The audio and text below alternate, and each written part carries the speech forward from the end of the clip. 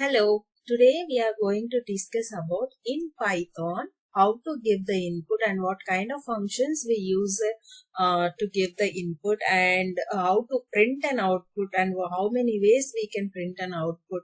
So these all we are going to discuss in this session. So generally if you wanted to give any input in C or Java, so generally what we give stdin. So these functions we will give, right? Like that in a Python also we have an input method. So inside input then we have to give our input. So and for to print the output we have a print command so that we can give. I'll show you the example so that you can get a clear idea. So now I wanted to print a name. I'm just asking. I just wanted to give the input to the command line. So here I am just giving enter your name. Enter name. Now I am going to try to print the output. Print. My name is here. Just however you want you can print it. I'm just gonna print name variable here. Just let's execute it. See, it is asking enter name. So input here we gave what? Input method, right? So that is the reason it is asking input. Enter your name. My name is, I'm just giving learn. Enter. Now see, it is printing the output. My name is learn. So this is what we have given the input and this is how we are printing the output. So these are the basic syntaxes you need to understand how to give the input and how to print an output. So here we have so many ways to print an input and output. Let's discuss about one by one. So clearly generally in our Python we have multiple ways to print. Okay. Generally whenever you give the input method, it will expect a string. It will not expect, you can give any value, but it will consider it as a string. Let's say here, I'm going to print age input. Okay, enter age. I just given enter age. So here I'm going to print age. My age is, I just gonna print age value. See, let's print here. Enter name. Name is best. I just given enter your age. Age also. I just given 5 years. Okay. You see, my name is best and age is 5. So it is generally considered it as a string. So if you wanted to consider it as a integer or you wanted to print a float value, decimal value. Let's say now I'm going to print height. Height should be generally how it would be. It would be like some 5.2 or 6.1 like that. In decimal points we need, right? So here what we have to give, how we can give the input is float. You just accept whatever the input you are giving, that you accept it in a float data type. Okay, so here I just wanna print float, height. I just wanna print height. My height. Okay, so here I will print height variable. Let's print now what exactly it will take.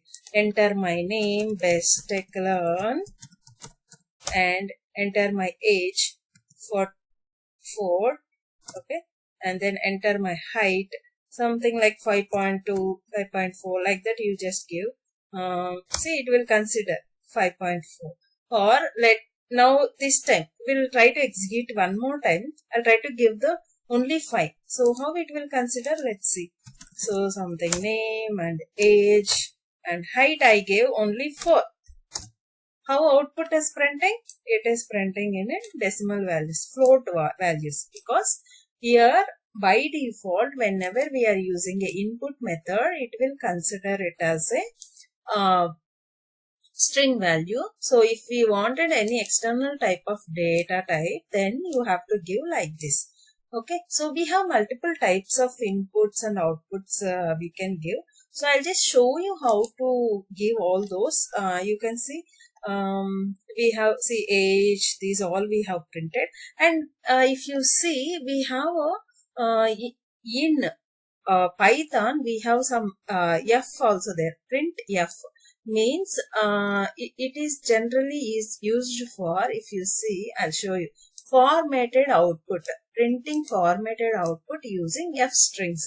Means let's say here my item is laptop, price, quantity, and then this is my total. So how you have to give is print f, you purchased 2, and then item laptop, two laptops and 1200 rupees each.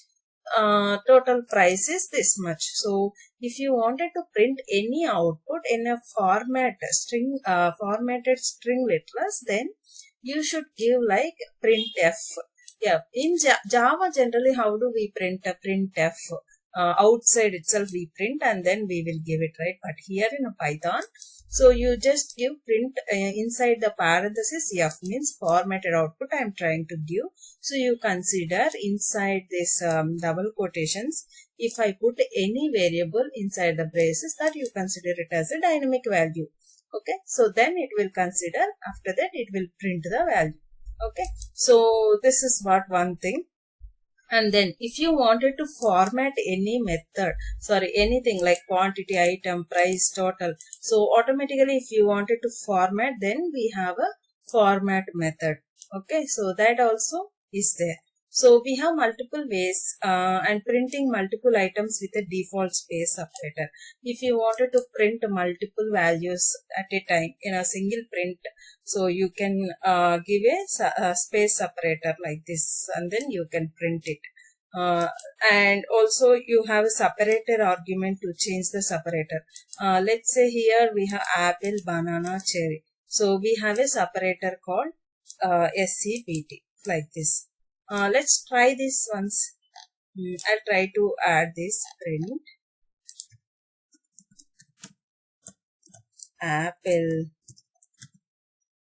and banana, cherry, and here we just give, see what is the syntax we will see here, comma sep method we were using, sep equal to hyphen I'm giving. I'll just try to print it out.